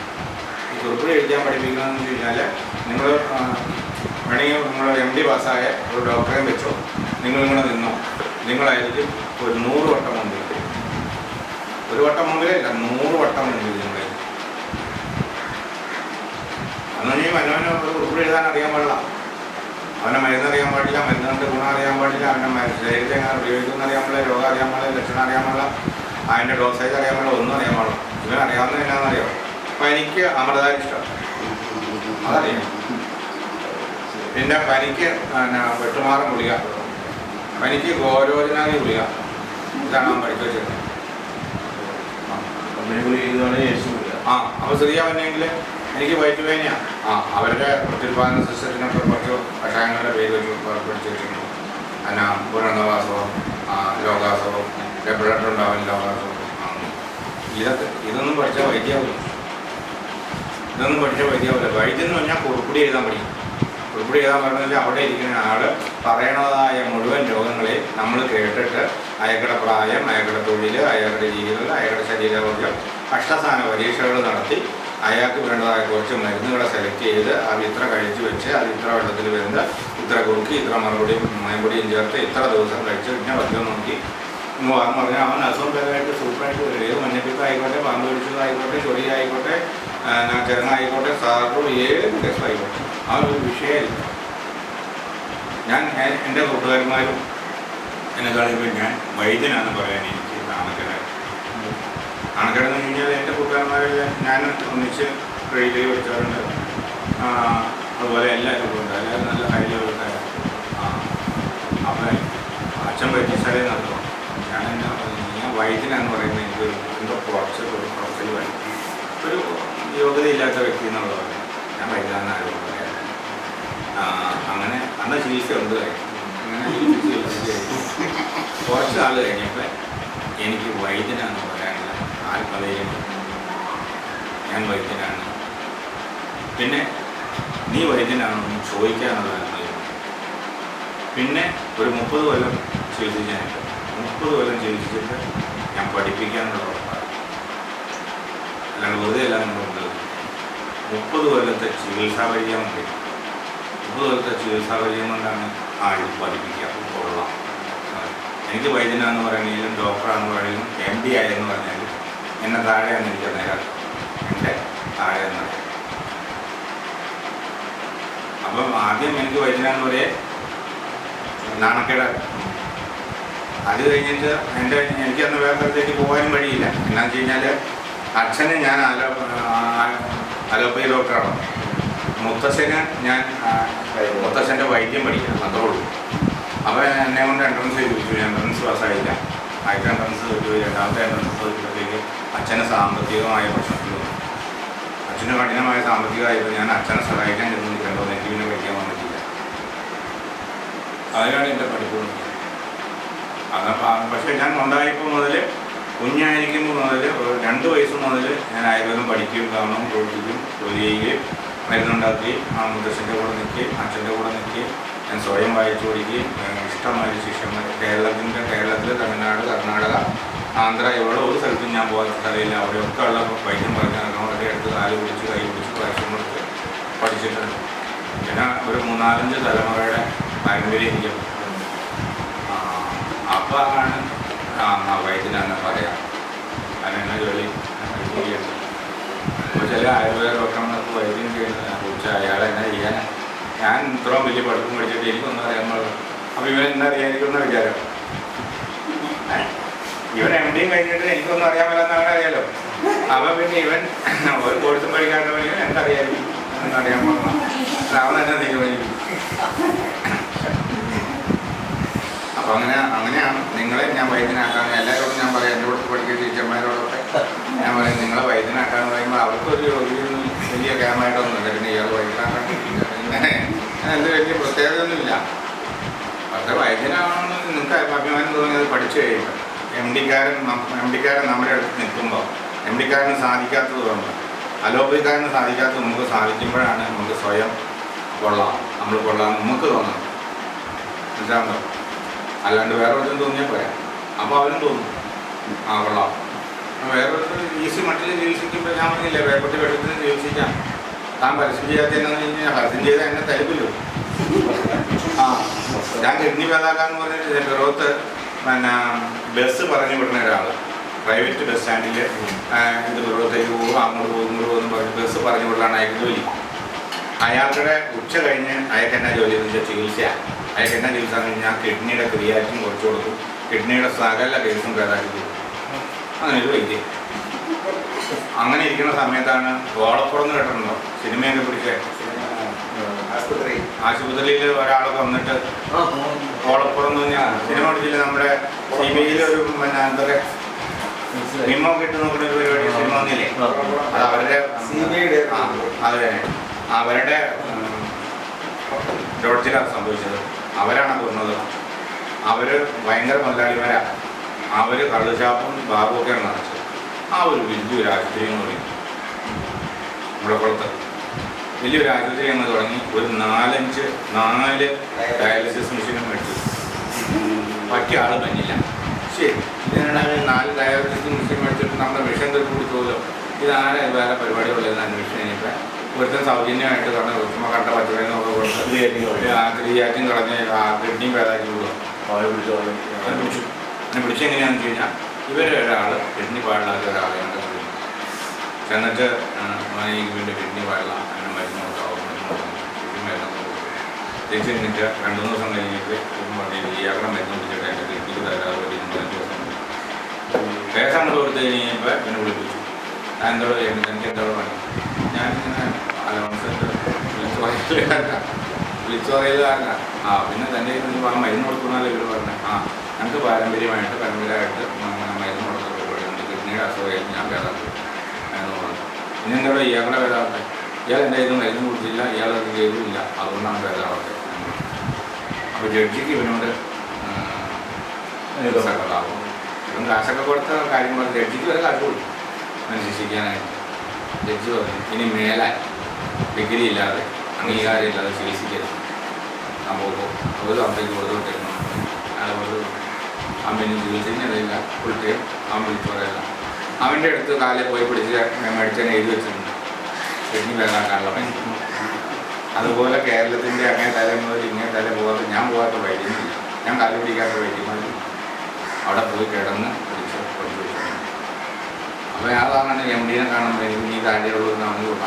അവൻ നോക്കും അവൻ്റെ താഴെയാണ് നമ്മളത്. മനസ്സിലാവുണ്ടോ?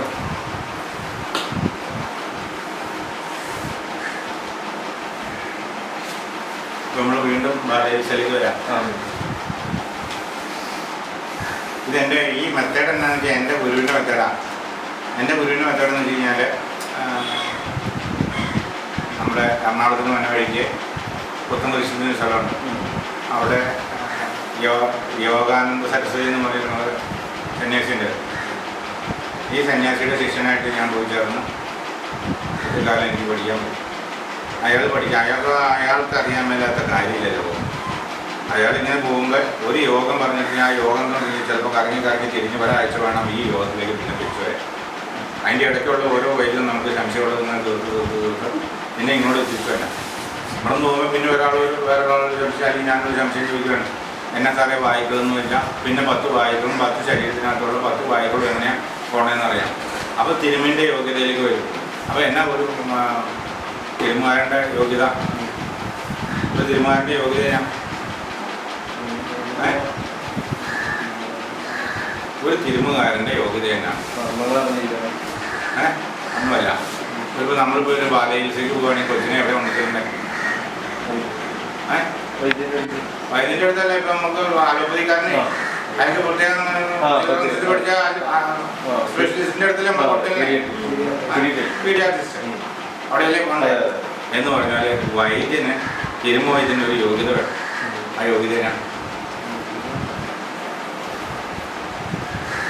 ആ യോഗ്യത എന്ന് പറഞ്ഞാൽ ദശവായുക്കളുടെ ക്രമം അറിയണം.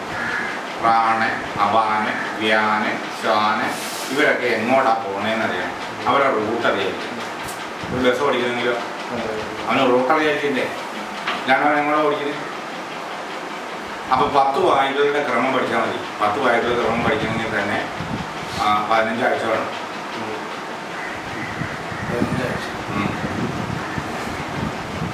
പറഞ്ഞ് നല്ല ആത്മാർത്ഥമായിട്ട് പറഞ്ഞുതരാൻ സഹായിക്കുന്നതാണ്. ഇന്നയാണ്, ഇന്ന സ്ഥലത്തേക്കാണ്, ഇന്ന ഞരമ്പുകൾ, ഇന്ന നാടി ഞരമ്പുകൾ, ഇന്ന പേരുകൾ, അവന് പ്രാണൻ ഇന്ന സ്ഥലത്തേക്കാണ് പോകുന്നത്, വ്യാനൻ ഇന്ന സ്ഥലത്തേക്കാണ് പോകുന്നത്, അപാനൻ ഇന്ന സ്ഥലത്തേക്കാണ് പോകുന്നത്, അപാനമായി പണിഞ്ഞുകഴിഞ്ഞാൽ ഇന്നതാണ്, അപാനം തടഞ്ഞാൽ ഇന്നതാണ്. ആ 10 വായുക്കളെല്ലാം കൂടെ പഠിക്കണമെങ്കിൽ എത്ര ആഴ്ച വേണം? അപ്പോൾ നമ്മൾ ഇവിടുന്ന് നിസ്സാര ഒരു വാക്ക് തെറ്റിയാണ് അതിലെ കയറി പോയത്.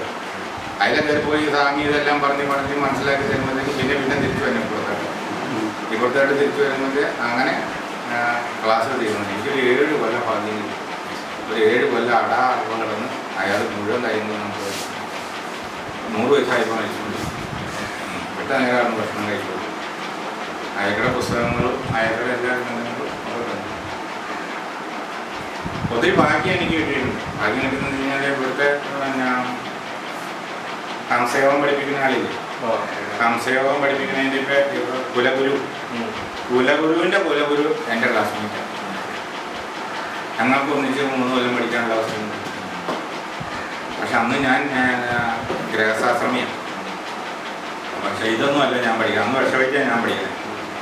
അത് നീലാണ്ടൻ കർത്താവ് എന്ന് പറയുന്ന അസാമാന്യ ഇന്ത്യൻ രാഷ്ട്രപതി അംഗീകരിച്ചിട്ടുള്ള ഒരു വിഷവൈദ്യനുണ്ട്. ഉച്ചാരണം, സമ്പനം, ആവാഹനം ഒക്കെ അറിയാവുന്നതാണ്. എല്ലാ വിഷവൈദ്യവും അറിയാവുന്നതാണ്. ആ ഇവരുടെ അടുത്ത് വിഷവൈദ്യം പഠിക്കാൻ ചെല്ലുമ്പോൾ ഈ ബാലകൃഷ്ണ യോഗി അവിടെ വിഷവൈദ്യം പഠിച്ചുകൊണ്ടിരിക്കും. ഞാൻ എന്നിട്ട് 3 കൊല്ലം ഞങ്ങൾ ഒന്നിച്ചിരുന്ന് പഠിച്ചത്. അന്ന് പുള്ളി യോഗിയൊന്നും അല്ല. പുള്ളി എന്നാലും പുള്ളിയും യോഗയൊക്കെ ചെയ്യുന്നുണ്ടാവും ഏരിയയിലുള്ളത്. അന്ന് എന്നെക്കാളും ഒരു 20 വയസ്സ് മുകളിലായിരുന്നു. ഒരു ക്ലാസ്സിൽ ഇരുന്ന് പഠിക്കാൻ എനിക്ക് അവസരം കിട്ടിയിരുന്നു. എൻ്റെ ശിഷ്യൻ്റെ അടുത്താണ് ഇപ്പം നമ്മൾ ശിഷ്യപ്പെടാൻ പോകുന്നത്. നമ്മൾ അടുത്ത ദിവസം അതിൻ്റെ കാര്യങ്ങളൊന്നും പഠിക്കണം. 1-2 പുസ്തകങ്ങൾ അയാൾക്ക് ഏറ്റവും വലിയൊരു അർത്ഥം പറ്റിയത് അയാളുടെ ശിഷ്യനും നമുക്കൊക്കെ ഒരു വലിയൊരു അർത്ഥം പറ്റി. പറ്റിയെന്നു വെച്ചാൽ മാറ്റോളം കയറിയപ്പോൾ എല്ലാം പോയി. മുഴുവൻ പുസ്തകം ഭയങ്കര ശേഖരം എഴുതിക്കൊണ്ടിരുന്ന പുസ്തകമൊക്കെ പോയി. എഴുതി തീരാറായ പുസ്തകം. അത് മാത്രമല്ല, രാമൻ കർത്താവിൻ്റെ കയ്യിൽ നിന്ന് 8 ഗ്രന്ഥം പഠിച്ചത്, 8 താലൂക ഗ്രന്ഥം. അതിപ്പോൾ അകർത്തിയതുണ്ടായിരുന്നു. വിഷവദ്യത്തിലെ ഉദ്ദേശം, ഉൽക്കലകം, ദക്ഷിണാമൃതം, ഹരമേഖല, കാലവഞ്ചനം 8 മേടിച്ചിട്ടുണ്ടായിരുന്നു. ഞാൻ 2 മേടിച്ചു. അന്ന് 2000 രൂപ കൊടുക്കണം. 30-40 കൊല്ലം മുമ്പാണ്. അന്ന് 2000 രൂപ കൊടുത്ത് ഞാൻ 2000 രൂപ കൊടുത്ത് 2 ഞാൻ മേടിച്ചു. 8 അയാൾ മേടിച്ചു. അടിച്ചോട് വലുതായിരുന്നു. ഞാൻ കൂടുതൽ കളിക്കുന്ന സമയം അങ്ങോട്ട് അയാൾ എന്തായാലും എല്ലാം എന്നുവെച്ചാൽ കലിയുഗത്തിലെ ഈ വസ്തുവകകളെല്ലാം നശിച്ചു പോകണമെന്നൊരു നമ്മുടെ ഇതിൻ്റെ ശരിയായ രീതികളെല്ലാം നശിച്ചു പോയാലാണ് അധർമ്മം വരികയുള്ളൂ. അധർമ്മം വരികയിലാണ് ഇവരെയൊക്കെ നശിപ്പിക്കാനൊക്കെ. നശിപ്പിച്ചിട്ട് വേണം, ഇതെല്ലാം നശിപ്പിച്ചിട്ട് വേണം പുതിയതുണ്ടാക്കാൻ. ആ ഒരു നമ്മൾ പുതിയ സൃഷ്ടിയിലേക്കാണ് നമ്മൾ പോകുന്നത്. അപ്പോൾ ഇത് നമ്മൾ ജനിച്ച് നമുക്കിടെ അധർമ്മമായി നമ്മൾക്ക് ഭൂമിയിൽ ജീവിക്കാൻ പാടാത്തൊരവസ്ഥയിലേക്ക് വരും. ഇപ്പോൾ തന്നെ ഭാവിക്ക നാട്ടം ഉണ്ടാവില്ല. എന്നുവെച്ചാൽ ഭൂമി ദൂഷിക്കും. ഭൂമി ഭൂമി ദുഷിച്ച് കഴിഞ്ഞിട്ട് ബ്രാഹ്മണൻ ഇല്ലാണ്ടാവും. ബ്രാഹ്മണ വർഗ്ഗക്കാരുണ്ടാവും, ബ്രാഹ്മണനാണ് ഇല്ലാത്തത്. ബ്രാഹ്മണ ലക്ഷണം അറിയാവും. ഗായത്രി എന്നല്ല, പഞ്ചാബിനല്ല, സൂചികോപനിഷത്തിലെ ബ്രാഹ്മണ ലക്ഷണമുണ്ട്. വായിച്ചു കൊടുത്തിട്ടുള്ളൂ. ആരാണ് ബ്രാഹ്മണൻ എന്ന് പറയുന്നത്? അങ്ങനെ ബ്രാഹ്മണൻ ഇല്ലാണ്ടാവും. ഇല്ലാണ്ടായി കഴിയുമ്പോൾ സൽക്കർമ്മങ്ങളൊന്നും നിലനിൽക്കില്ല. പശുവിന് പാലില്ല, പിന്നെ ചെടികൾ നട്ടാൻ മുളയ്ക്കില്ല, കൃഷിയില്ല. അങ്ങനെ ചുരുങ്ങി നമ്മുടെ ആയുസ്സും ചുരുങ്ങി, നമ്മളും ചുരുങ്ങി, ലോകം ചുരുങ്ങി, തമ്മിൽ വഴി വഴക്കായി പ്രശ്നമായിട്ട് തനിക്ക് വരാനുള്ള ഒരു യുഗനാശം എന്ന് പറയുന്നത് ഒത്തിരി കാലം കൊണ്ടാണ്. നമ്മൾ എത്ര കാലം കൊണ്ടല്ല. അങ്ങനെ അതിലേക്കാണ് നമ്മൾ പോകണത്. അതിലേക്ക് പോണത് കൊണ്ടാണ് നല്ല നല്ല അറിവുകളെല്ലാം നശിച്ചു പോകുന്നത്. നല്ല നല്ല അറിവുകളെല്ലാം നശിച്ചു പോകും. ജീവിതത്തിൽ ഇതെല്ലാം നശിക്കണം. എന്ത് സാധനം മുളച്ചാൽ വളർന്ന് നശിക്കണമല്ലോ എന്ന് പറഞ്ഞാൽ യുഗപരിവർത്തനത്തിന് വേണ്ടിയിട്ട് മാറും. അത് കഴിഞ്ഞിട്ട് പിന്നെ അടുത്ത മാർഗം വരും.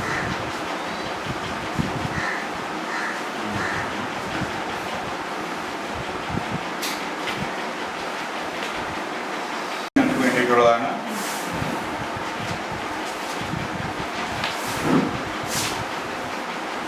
പിന്നെ അടുത്തത് വായുപുണ്ണിന്.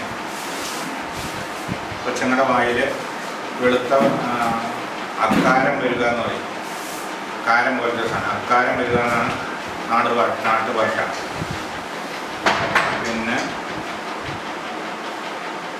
വായിൽ ചൊറി ഉണ്ടാകും, വായിൽ ചുമപ്പുണ്ടാകും, കോല് പോകും, ആഹാരങ്ങൾ കഴിക്കാൻ ബുദ്ധിമുട്ടായിട്ട് വരും. അതിനാണ് വായുപുണ്ണെന്ന് പറയുന്നത്.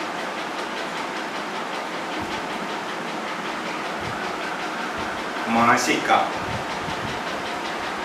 ഒരു തരം കായാണ്. ആ, അത് നമുക്ക് മരുന്നടയിൽ നിന്ന് മേടിക്കാൻ കിട്ടും. കൃഷ്ണജീരകം, കൃഷ്ണ തുളസി, ഈ നീരിൽ അരച്ച് തേൻ ചേർത്ത് കൊടുത്താൽ വായിലുള്ള പ്രശ്നങ്ങൾ മാറും. പിന്നെ കുടലിൻ്റെ ഉള്ളിലേക്കൊക്കെ ഉണ്ട്, അങ്ങനെ ജോലിപോക്ക് കുടലിൻ്റെ ഉള്ളിലേക്കൊക്കെ ഉണ്ടെങ്കിൽ ഒരു കഷായം കൊടുക്കും. അത് ആമാശയത്തിൽ തൊലി പോവുക, അന്നനാളത്തിൽ തൊലി പോവുക, കുടലിനകത്ത് തൊലി പോവുക, അങ്ങനെ തൊലിപോക്കുണ്ടെങ്കിൽ പക്ഷെ നമുക്ക് അത് അസുഖം വരാം. അതിന് ചെറുകടലാടി, ആടലോടകത്തിൻ്റെ ഇല, പനിക്കൂർക്ക,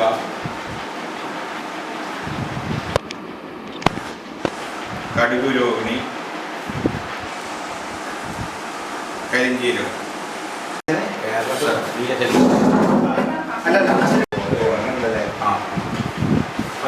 രസമുണ്ട്, സാമ്പാറുണ്ട്, മോരുണ്ട്.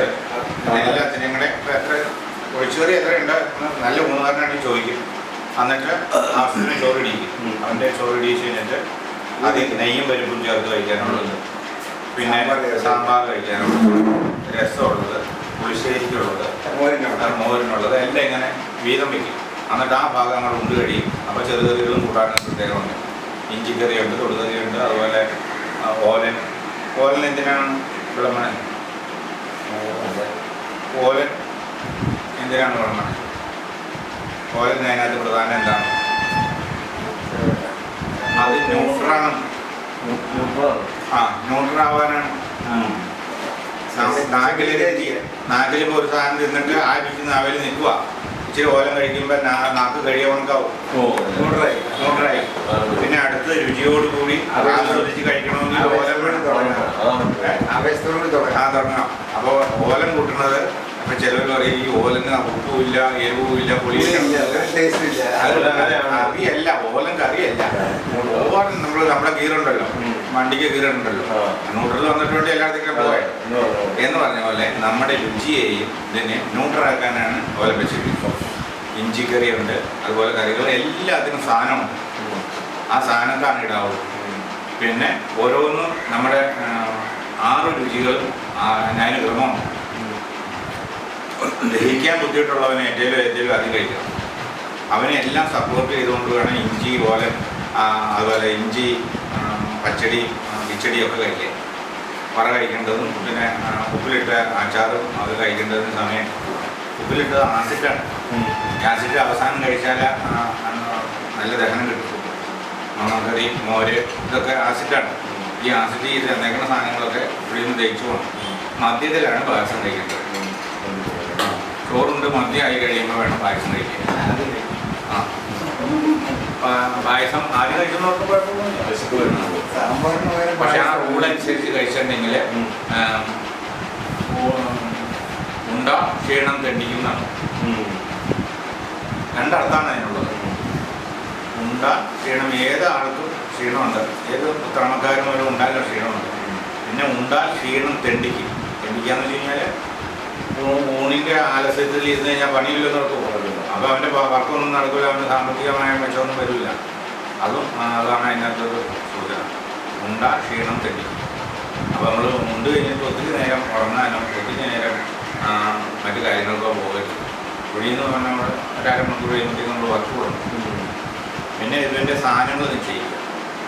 അവസാനം മോര് കൂട്ടിയിരുന്നത്, മദ്യത്തിൽ പായസം കഴിക്കുക, ഈ കറികളുടെ സാധനങ്ങളൊക്കെ നിശ്ചയിക്കുക. പക്ഷെ അവസാനമാണല്ലോ പായസം കൊടുക്കുന്നത്. അതെ, നമ്മുടെ നാട്ടിൽ അറിയാനുള്ള സിസ്റ്റമാണ്. അത് ഞാൻ നമ്മുടെ നാട്ടിൽ അറിയാൻ മേലാത്തോണ്ട് അറിയാവുന്നവനായ ഒരിച്ചിരി മോര് ഒഴിച്ച് ചോറിങ്ങനെ മാറ്റി വയ്ക്കും. എന്നിട്ട് പായസം കഴിച്ച് കഴിഞ്ഞിട്ട് പിന്നെ ചോറും അച്ചാറും കൂടെ കൂടി കഴിക്കും. പിന്നെ ഈ പായസത്തില്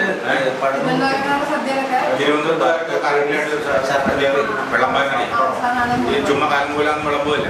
ഒരാൾ ആദ്യം പോകേണ്ടത് ഇലയിൽ ആദ്യം പോകേണ്ടത് ഉപ്പ് പോയി കഴിഞ്ഞിട്ട് ഓരോ സാധനങ്ങൾ കൊണ്ടുപോയി ക്രമമായിട്ട് നോക്കും. ക്രമം നോക്കാനായിട്ട് ഇലയുടെ കറക്റ്റ് ഓരോരുത്തർക്കും വിളമ്പേണ്ട ഏരിയ ഉണ്ട്. ആ ഏരിയയിൽ ഇട്ടേച്ച് പോകും. അത് കഴിഞ്ഞിട്ട് ചോറിടും. ചോറിട്ടിട്ടോ ഇരിക്കണവൻ പറഞ്ഞില്ലേ കൈ എത്രയാണ് ഒഴിച്ചത് എത്രയുണ്ടെന്ന് ചോദിക്കും. അപ്പോൾ ഈ ഒഴിച്ചതയ്ക്ക് വേണ്ടിയിട്ട് ഈ ടോട്ടലി പാങ്ങങ്ങൾ വിരിച്ചിട്ട് ആദ്യം നെയ്യും വരും. അത് കഴിഞ്ഞ് സാമ്പാർ, അത് കഴിഞ്ഞ് ഇഷ്ടമുള്ള സാധനങ്ങളൊക്കെ കൂട്ടിക്കൊണ്ട് അവസാനം ചില ചോറും മോരും കൂടെ ബാക്കി വെച്ചിട്ട് ഇടയ്ക്ക് പായസം കഴിക്കും. ഇത് ഒരു ഓർഡറായിട്ട് നമ്മുടെ ദഹനത്തിന് സഹായിക്കും. അതുമാത്രമല്ല ബോഡിക്ക് കിട്ടാനും ഒക്കെ അത് വയറിൻ്റെ ഒത്തിരി പണി കുറയും. ഒത്തിരി പണി കുറയുമെന്ന് വെച്ച് കഴിഞ്ഞാൽ അവിടെ നിങ്ങൾ എടുത്ത് വേറെ ഇരിക്കേണ്ടല്ലോ, എല്ലാം ഒരു ക്രമത്തിലല്ലേ തന്നെ. അപ്പോൾ അവർക്ക് ആമാശയത്തിനും എളുപ്പം കിട്ടും, പക്വാശയത്തിനും എളുപ്പം കിട്ടും, കൊടുത്തൂടലിനും കിട്ടും. അപ്പോൾ അങ്ങനെയാണ് അതിൻ്റെ ഒരു നിയമം. പാരമ്പര്യൻ്റെ ഇരുന്നുണ്ടെന്നാണ്. ഇരുന്നുണ്ടെന്ന് ബെൽറ്റൊക്കെ കെട്ടിയിരിക്കണമെന്നുണ്ടെങ്കിൽ അത് അഴിച്ച് അതിൻ്റെ വായുകളെല്ലാം ക്രമപ്പെടുത്തിയിട്ട് സ്വല്പം വെള്ളം കുടിക്കണം. നമ്മുടെ റൂട്ട് തെളിയാനായിട്ട് കുറച്ച് ഇരുന്നുണ്ടാ പോരാ, ഇതൊക്കെ അഴിച്ചു കളയണം. തോർത്ത് പോലിടാതെ ഊരിക്കളയാൻ പറയും. എല്ലാ വസ്ത്രങ്ങളും ബ്രാഹ്മണരുടെ സദ്യക്കൊക്കെ പോകുമ്പോൾ അവർ മുണ്ട് കൊടുത്തിയാൽ കൊണ്ടുപോകാം. ഷർട്ടും പാൻറ്റും ഒക്കെ നമ്മൾ ഊരി തൂക്കിച്ച് മുണ്ടെടുത്ത് കൊടുത്തിട്ട് ഇരുന്നിട്ട്